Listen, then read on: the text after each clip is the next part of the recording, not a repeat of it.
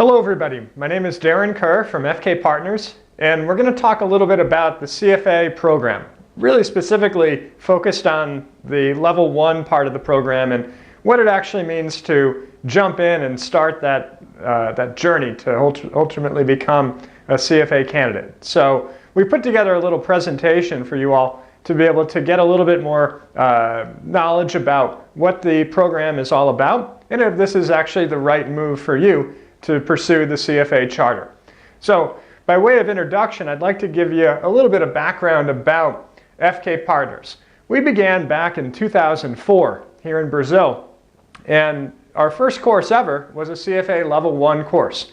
At that time, we began in São Paulo with a small group of students, and from there have expanded into all of the 3 levels of the CFA preparation, as well as into many, many other courses beyond just simply CFA prep. So to give you a little sense of what we do here at FK Partners, we're doing preparation for other types of certifications beyond the CFA. So there's a couple other international certifications out there that we prepare students for, including the FRM and the KAIA certification. We also prepare students for lots of local certifications, including the CFP, the CGA, CEA, CPA-DE, CPA-20, and many others. And then we have an area in the company in which we focus on doing training in courses in finance, not related to a certification, but for those that want to learn more about different skills such as financial modeling and valuation, in investment banking, private equity, corporate credit analysis, and many others there. And then we have a third area of the company in which we focus on helping Brazilians go and study abroad. And in this area, we focus on preparation for the GMAT, the GRE, the TOEFL, and for the undergrads that are, or those that are in high school wanting to go to U.S. University undergrad, we help with the SAT and the ACT preparation, as well as doing what we call admissions consulting, which is a one-on-one help with the application process. So that's just a little bit about FK Partners. Now let's get into our discussion here about the CFA program. It's important for you all to understand when you dive into the CFA journey to try to work your way through to becoming a CFA charter holder that you've got the 3 levels of the test that you got to navigate through, and they build upon each other. So you would start with level 1, and then after you make it through level 1, obviously you go into level 2, which takes the content set from level 1 and dives much deeper into the material. And then in level 3, you kind of synthesize everything and pull it together with a test focused a lot on the skill set a portfolio manager would need to be successful in his or her career. Now the CFA Institute focuses also on ethical behavior for our financial profession. So one of the things that we're going to see across all 3 levels is a heavy focus on the ethics material. Very, very important that you take this part of the exam preparation very seriously, as it could make or break your chances of actually being able to pass and move on to the different levels. So we're going to see a little bit later in our presentation, when you get into a little table showing the weightings by topic, that the ethics material is across all 3, and it's one of the most heavily weighted parts of the CFA curriculum across each of those 3 levels. Now, what are some of the reasons why someone would want to pursue the CFA Charter? Well, you can really think of 2 main reasons. Group them together in this way. The knowledge that you're going to gain by working your way through the curriculum set in preparation for these exams, and then the actual recognition that you'll have by being able to achieve the success of passing the 3 levels and becoming a CFA charter holder. First, with the knowledge. I personally had a career in equity research before I joined FK Partners full time. And working in equity research, I had pretty good familiarity with the concepts that are being taught in the CFA curriculum around financial reporting and analysis and equity. But I didn't really have a lot of contact with professionally with the fixed income material or the derivatives material or the alternative investments material, among many others. So when I joined into the CFA program and needed to study for all of these different topic areas, it really opened up my eyes to what was going on out there in other parts of the financial community, as people just in my own bank were doing lots of different things beyond what I was doing over there in equity research. My point is that by preparing yourself for these exams, you're going to gain a lot of knowledge about what's happening out there in the world of finance. The other major reason why students should prepare for and really go for that CFA program would be the recognition that the CFA charter and the letters by your name will provide for you all when you're working your way through your career. So one of the things that I can say from my own personal experience was that I didn't realize what the CFA program and the charter, ultimately using the letters, would do for me when I started, but I knew it would be a positive. And it has turned out to be a great benefit for me in my career over the years. I can get into that in much more detail, maybe through a personal conversation with some of you all someday. But the thing that you need to keep in mind is that when you're studying and working your way through that level 1, passing level 1 could help you. Maybe get a promotion, maybe get considered for a new job. Passing level 2 and working your way up into the 3rd level, again, could help you, as you work your way through. Passing level 3 as well could help you, of course, and then you get to become a CFA Charterholder. But don't think short term. Take a long view of this. You're going to be working probably for decades to come, and having the CFA Charter and association with the CFA program is something that's going to help you for many, many years. It's also something that's recognized globally. Here in Brazil, we've got quite a few CFA Charterholders. We're at around 1,000 or so across the country now. Much, much bigger than it used to be when we at FK Partners started preparing students for the CFA. But looking globally, there's hundreds of thousands of CFA Charterholders out there. Almost a couple 100,000 to be more specific. So Brazil's only a tiny fraction of this. And if you were ever considering maybe going to work in a different country, having those letters by your name, having that recognition that the CFA Charter brings is going to be something that's very helpful for you all as you develop your careers, especially, again, if you're considering something more international someday in the future. Now, who are the CFA Charterholders out there in terms of where they work? What types of professions do they hold? Well, I, as I mentioned, worked in equity research. So you see a lot of people in research, whether it's equity or fixed income or maybe strategy research work, that have the CFA Charter. It's a very relevant certification for that type of professional. The other big one would be portfolio management. Those that work on the buy side at institutional funds, like hedge funds or mutual funds or pension funds. You see a lot of portfolio managers and analysts that work in those different types of buy side funds with the CFA Charter. Outside of that, you've got people that work in corporate finance areas, in basically the CFO office, the track towards that level of profession. You have those that work in investor relations that will pursue this, as they have really close contact with those on both the buy side and the sell side each day as they talk to analysts and investors. You also have those that work in risk areas at banks or other types of institutions that have a need or a want to pursue the CFA Charter. Consultants that work at doing advisory work for companies that are raising capital, those that are doing advisory work in investment banking, let's say, for mergers and acquisitions. Got a lot of different types of professionals out there that have the CFA Charter or are pursuing the Charter and working their way through the levels to give a sense of where these professionals are located. Now, let's talk a little bit about the actual program and how it's developed. What's the content that you need to prepare for to have success here on the exam? So the program is developed by this Board of Governors at the CFA Institute, this Education Advisory Committee to be more specific.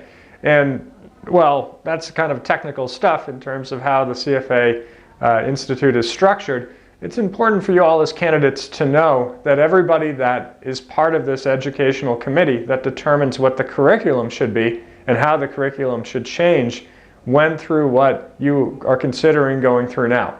Everybody that's involved in setting what the test questions are went through and passed these exams.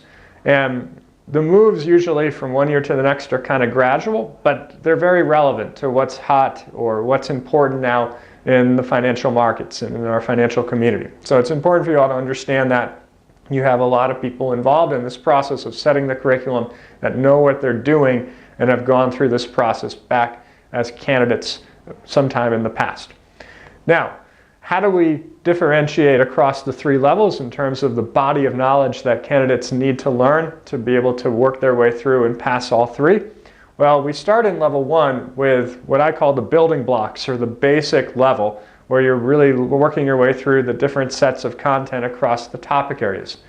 When you move your way out of level 1 into level 2, you're focused actually on those same topics, but you go much deeper than what you had to deal with in the level 1. And then when you go into level 3, you synthesize, you pull it all together, so to speak, in terms of learning the knowledge and the basics, and then ultimately the more advanced stuff that you go across in levels 1 and 2. Level 3 is an interesting exam. We call it the portfolio manager exam, where you really take a lot of the skills that you would learn as an analyst in both levels 1 and 2 and apply them in a more portfolio management setting. Now, working our way through the actual content set, we're going to have lots of readings, and inside of the readings we have what are called learning outcome statements. So the readings are going to be broken down for level 1 across 58 different readings. It's quite a few readings in 19 different study sessions. And then inside of the readings you have these LOSs, or learning outcome statements, which would total over 525 to be exact for level 1 in the year 2019. So the point of all of this is the questions that you're going to see on the exam are based on those learning outcome statements. So while you work your way through the readings, it's important to focus on those LOSs, or learning outcome statements, so that you understand how the CFA Institute is going to ultimately formulate the questions and test you on those topics comes exam day. Now, in terms of examples of a learning outcome statement, we've got some examples here across each of the three levels in the fixed income topic area, just to give you all a sense of what we're talking about with regards to an LOS and how they can ultimately use those LOSs to formulate the test questions. So in level 1, you have that knowledge, that basic knowledge example. Level 1 for a fixed income knowledge example of an LOS could have something like this. Identify the relationship among a bond's coupon rate, the yield required by the market, and the bond's price relative to par value, whether it's a discount, premium, or equal to par bond. Level 2 goes a bit deeper. The application example you can see, where you better know what you've learned there in level 1 to be able to apply it later on when you get to level 2. So a level 2 LOS in the fixed income area could look something like this. Evaluate whether mortgage-backed securities are under or overvalued upon using an option-adjusted spread analysis. And then when you get into level 3, that synthesis example, that pull-it-together example where you really need to have the base knowledge from level 1 and the more advanced stuff from level 2, you could see an LOS such as explain the arguments for bond indexing and active bond investing, and recommend a bond investment strategy given the client's investment objectives and beliefs. So you can see how they progress across the three levels. Basic level in level 1, a bit more advanced in level 2, and a kind of pull it together portfolio management LOS by the time you get to level 3. So let's look at the weightings across the topic areas here for our curriculum. In level 1, you can see here you've got these 10 topics with these fixed weightings across each of the different topic areas. By the time you get into level 2, you've got a bit on each of those same 10 topics, but now you have these ranges of weightings as opposed to these fixed weightings. And then when you get into level 3, you continue with these ranges, which gives the CFA Institute a bit more flexibility as to how they want to test you all, but you don't have every topic area covered. In fact, you can see here quant and financial reporting and corporate finance are no longer covered as topic areas when you get to level 3. So, but back to level 1, you can see ethics up there at the top, very important topic area, one that you're going to see across all of the three levels, and at 15% of the exam, it ranks tied for number 1 with financial reporting as the most heavily weighted topic on our level 1 test. Then you can see quant, economics, financial reporting, and then the corporate finance topic. Quant down to corporate finance, we call these the investment tools. And then when you work your way out of the investment tools, you have the asset classes. Equity and fixed income are the big two, and then derivatives and alternative investments a bit smaller. Finally, at the bottom, you can see portfolio management. That's the final topic area there. This isn't the order of the study sessions per se, but in terms of grouping the different topic area sets. This is a way to kind of think about how they've organized the curriculum. So you can see the the levels, and as you progress into level 2, you've got a bit on those same topics, but ranges in this case as opposed to fixed weightings. And then level 3, again, ranges, but no more, apart from economics, no more investment tools, but a big focus on asset classes, and then a really big focus down at the bottom there on portfolio management. By level 3, portfolio management is the dominant part of the entire test. Even in the asset classes, you're looking at equity portfolio management, fixed income portfolio management, alternative investments in the context of portfolio management. So everything's really focused there by the time you get to level 3. But in order to get there, you got to pass the first 2 levels, and we should focus here our discussion on that first level, number 1, to be able to get a sense of what they're going to be testing us there. So in terms of the level 1 exam, you're looking at a test that's going to include 240 questions, 120 questions in the morning session, and then another 120 questions in the afternoon session. So each of these these sessions, are going to be 3 hours long. The morning session from 9 o'clock until 12 o'clock, the afternoon session from 2 o'clock to 5 o'clock.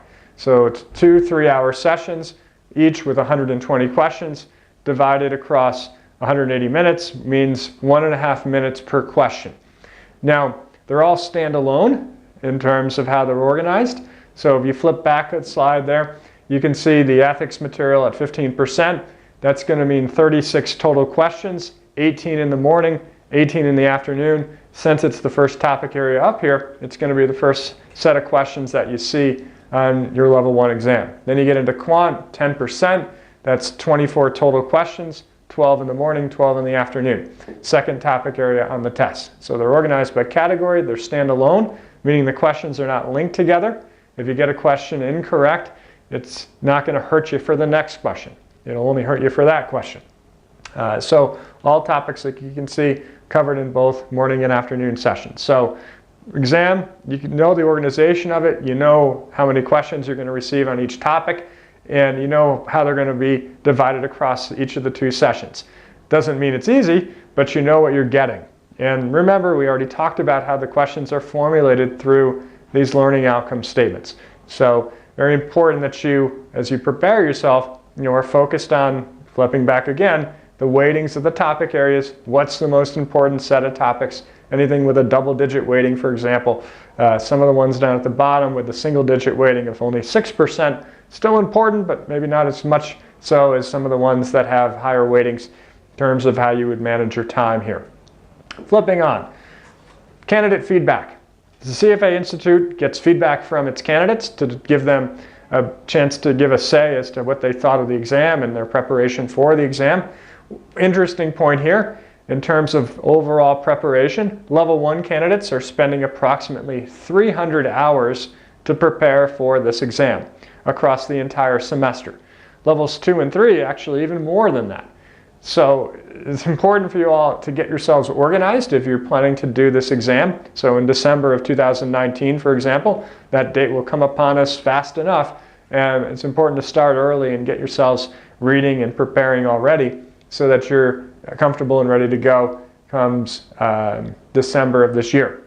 You can see here also one of the questions that they asked would be how much time did you, not only how much time did you spend, but was it as much as or more than or maybe less than what you had expected. But most candidates, well, half actually, said that they had spent more time than they had expected preparing. Almost 40% said it was about what they expected. Not very many thought it was less than they expected. Okay, candidate feedback continued. We have for the learning outcome statements here, how did the candidates view the actual questions that were being tested in terms of the reference or the connection to those learning outcome statements? So 92% thought that those questions really did come from the learning outcome statements. Over 90% said that they were a fair representation of the CFA curriculum. That's very important. Although this is a hard test, it's a fair test. Students actually thought they were being tested on what the CFA Institute said they would test you on. And then 90% thought that the subject matter being tested was relevant to our investment profession. Another indication of a fair test. Now, in terms of level of difficulty, you can see 62% thought that the exam questions were as difficult as they had expected. About 30% thought that they were even more difficult, and very few thought less difficult. And then down below, in terms of clarity of the exam questions, were they fair in terms of how they were written? 70% thought they were clearly written. Another 15% said very clearly written. So a large majority of the students are thinking these are fair questions. They're testing topics that were discussed in the curriculum. The curriculum is set up to represent what's important here in the investment profession. So all of this together would represent for us basically what we would ultimately conclude to be a fair test. A hard test, but a fair test. Now, some bureaucratic parts of our discussion here. In terms of getting yourselves registered for the CFA program, you're going to have to sign up directly with the CFA Institute. So there'll be a one-time registration fee to actually enter the program, and then from there you're going to need to pay to take the actual test. And the actual payments for the test will depend on when you sign up. So there's an early bird window that's since passed for the December test, but now the regular window will stay open until the middle of August, and then you have a final window, a late registration window for the final month that stays open until mid-September. So if you were to register for the first time, you're going to pay $450, and then if you were to register for the exam by the middle of August, you're going to pay another $950 in registration fee for a total of $1,400. If you wait and you do it late, then these fees will go up if you register by the final deadline in mid-September. So it's important if you decide to do this to go ahead and get yourself registered now so you can catch the fees that we were just talking about. Now, in order to become a CFA charter holder, the ultimate goal of starting the program is to finish it. You're going to, of course, need to pass these 3 exams in sequence. Beyond that, you're going to need to prove 4 years of qualified work experience. And that's something that you would need to show at the end, not now. So make sure that you get that, in terms of, what's required when you finish as opposed to what's required when you start. So 4 years of qualified work experience needs to be proven at the end, beyond simply passing the exams. You're also going to do what's called a professional conduct statement, which is basically a series of ethics questions that you fill and submit, and you have to keep that updated on an annual basis. You're going to need to get what are called sponsors, a boss that can attest to your work experience, and also somebody that is a CFA charter holder that can also vouch for your work experience and your knowledge and character, so that it's given the stamp of approval for you to join the CFA Institute. Now, this is something that we can surely help you with when the time comes, when you get through that level 3 exam and ready to actually register to become an active member. So these are just some things beyond just simply passing the test that you need to do to finish. Now, in order to start, you need to be either a graduate of a 4-year institution, a 4-year undergraduate university, or in the final year of graduation. And that will allow you to start the program into the level 1. Now, in terms of the 3 levels in the sequence, we talked a little bit about the weightings and how you sequence through with those item sets, the learning outcome statements with regards to how the exam is actually tested. But it's important for you all to understand that level 1 really serves as a filter. Level 1's not an easy test. There's a lot of content to study. It's not, it's certainly not easy, as I just said, but it's something that you can do if you work hard and you put the effort in. But a lot of people, unfortunately, are not able or willing to put in that effort, and it does filter out those that are not that serious. When you get to level 2, of course, everybody in that level is past level 1, so they've made it through the filter. But level 2 is clearly a more difficult test than level 1.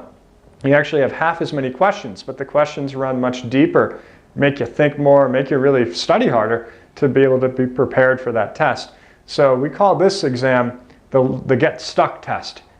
Sometimes even good students have trouble getting through this exam because there's so many difficult topics that are being tested on it that sometimes students will get stuck, at least temporarily, making it through the level 2. Now when you get to level 3, we say focus and finish, because we believe if you can pass level 2, then you can pass level 3. It's just a matter of putting in that extra effort to be able to finish this off. Now for level 3, it's a bit of a different type of content set, as we said, focused more on portfolio management and less on analytical skills. The other big difference, the level 3 morning session is written as opposed to multiple choice questions. Multiple choice for all of level 1, also for level 2. By the time you get to level 3 though, that morning part is actually written, and then the afternoon part reverts back to multiple choice. So that's a big challenge for the students to actually have to write the answers, formulate their responses. And it's something that we really work hard on in our course for the level 3 preparation. But that's, again, something for another conversation. Our focus here is to give you a bit more information about the level 1 and the overall program so that you can make a determination as to whether or not it's right for you. So in terms of the overall here, for level 1, we're looking at the 58 readings over covering these 525 learning outcome statements. This is going to mean 19 study sessions across those 10 topics that we saw in the weightings on that table earlier.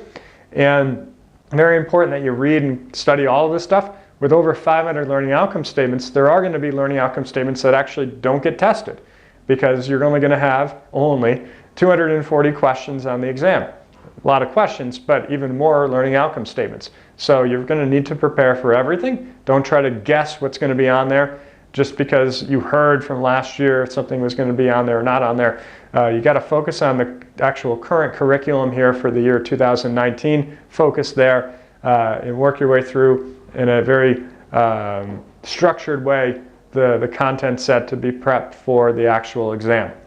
Now, in terms of a study plan, how we think about this stuff, if you're diving into this, as we just saw earlier in the feedback survey, you're going to need about 300 hours of preparation time across the entire semester. That means start early. Start reading early. If you can start 6 months out, then even better. But if you wait until you're only about 4 months out, that's just going to simply mean more time per week devoted to this to get yourselves prepped for this exam coming up later this year. Now, ethics material, different from the other topics, very heavily weighted, very important to the CFA Institute, and not easy. They make the questions tricky, and it's something that you're going to need to probably study more than one time to be prepared properly. It's the first study session, but it's something that we want you to see towards the end, so it's very fresh in your minds as you go into the test. In order to be prepared for this, in addition to just reading and studying, you're going to need to do practice exams. It's the only way. You got to pull everything together onto actually one test, because that's how it's going to be when you go to the actual exam. You need to practice that way. So very important that you're doing a series of practice exams, timing yourself, doing it in the proper way to be able to get yourselves prepped for the actual. You want to study regularly, stick to a study plan, be adaptive enough as the semester moves on, but you got to start early and stay focused on a regular basis as you move your way through. Now, in terms of how we would break this down across the semester, well, as we kind of move our way into the second half of the year, those that are thinking about doing a December 2019 level 1 exam should already be thinking about getting started now. It's important for us to focus on reading the material through the end of September, and then as you work your way into the month of October, you can shift towards doing review and ultimately some exercise work there to get yourself even more prepped. And then the final month or so, final few weeks, the month of November, early December, you can focus on doing a lot of simulated exams or mock exams to get yourself even more fully prepared. So these are the types of things that you should be focused on, as you work your way through the preparation. So in terms of the overall plan, you can see here kind of the markers as to where you should be across the months ahead, but it's important to break this down and think about it on a weekly, even daily basis. How are you going to prepare? What are you going to do to study? And in order for you to have success on this exam, we just talked about 300 hours of preparation time, and we don't even include in that the actual classes here at FK Partners. So when we're talking about 300 hours, it's 15, maybe even more than that hours per week, well, you're going to need to study a little bit every day. So you're going to need to figure out during the weekdays, even though you're working, how you're actually going to be able to study. So if it's in the morning, maybe you go to work an hour or two early, lock yourself in the conference room and study a little bit before you jump into the day. Maybe you can negotiate with the boss and take a little bit longer lunch. Bring your lunch, eat quick, go to the conference room, knock out an hour, even an hour and a half of study then. Or at the end of the day, do some prep there at the office before you go home. Maybe that's a way to not sit in traffic for a while on your way back to your apartment. So, or a combination of these things. But you need to have a plan. You need to be able to study during the week. You can't just save this off for Saturdays and Sundays. That's usually not a formula that works. You're going to need to study on the weekends, but if you're only studying on the weekends, that's not enough. Plus, it's a recipe for getting burnt out and not actually making your way through and finishing this. You could get filtered out like we saw earlier. So very important that you figure out a plan that's right for you and stay focused and execute that plan. You're going to have to adapt gradually over time, but you're going to need to make this a regular occurrence. You're going to have to study during the week. Important for you all to get yourselves organized early, dive in, and start getting prepped for this material. Now, as you move your way through the readings, you should be doing a lot of readings early, some question work at that time, and then as you shift towards later in the semester, more question work, more actual mock exams, but that's going to take you back to the readings so that you can ultimately work on your weaknesses to be better prepared for the next mock, the next practice session as you move your way closer and closer to exam day. So a little bit more on FK Partners. We've been around for about 15 years now doing preparation for the CFA exam here in Brazil. We've helped over 4,000 candidates here in Brazil in their journey towards becoming CFA Charterholders. Which would mean that we've helped over half of the CFA Charterholders here in the country. We've also, over the entire teaching team here, accrued over 50 hours of teaching experience doing CFA preparation. So we've got a very, very experienced team here of CFA Charterholders that do the classes here in our preparation courses. We have a method beyond just giving you classes with a study plan, a support system, a place for you to come and feel like you're getting a full package of preparation service to get you prepared for these exams. And another thing, a couple other points here that we'd like to share. We're members of the Approved Prep Provider Program at the CFA Institute. The CFA Institute has this program for preparation providers for the CFA exams that have been doing this a while and that do it of high quality. And we're proud to be a member of that program here in Brazil. We also, or it's a global program, but a member from Brazil. We also have a partnership, a long-standing partnership with Kaplan Schweser, which is the #1 material provider for the CFA preparation. And we can provide for candidates here in Brazil discounted pricing on the Kaplan Schweser CFA preparation material. So we have discounted pricing for all, and we have a much deeper discount for those that are actually our students in the course. Beyond that, we do what's called coaching and support. So we have a team here. You're not alone. You're together with us on this journey if you decide to do a preparation course here with us at FK Partners for the CFA exam.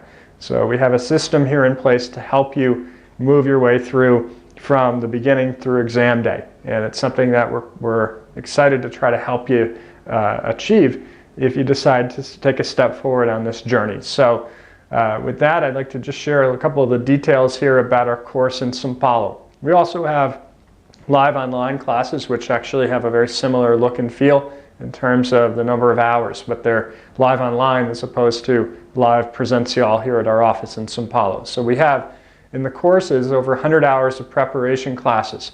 Those earlier in the semester are lecture classes that go through the content set and also focus on doing some question work as to fix on those concepts.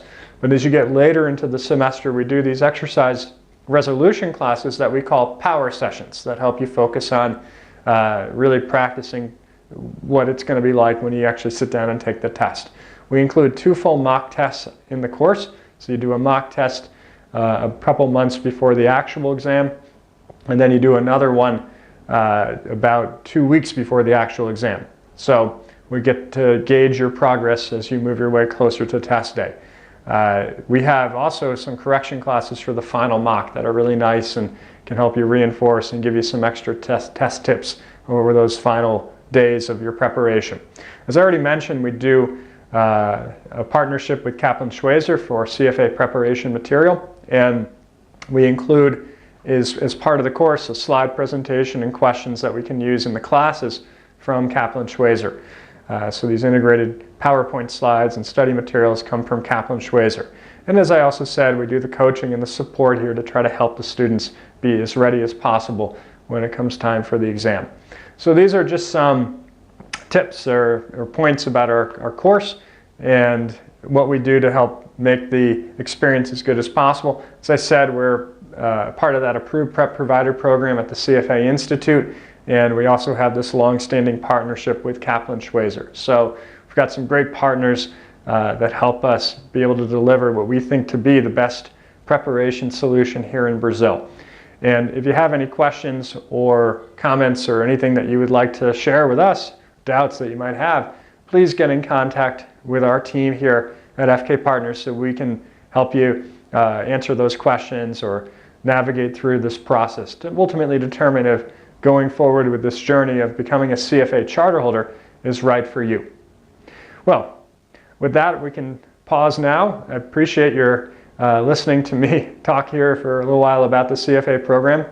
It's something that's really helped me personally as a professional, and if it's something that you're considering, I strongly encourage you to take a serious look at it, because I think it can also help you a lot as well.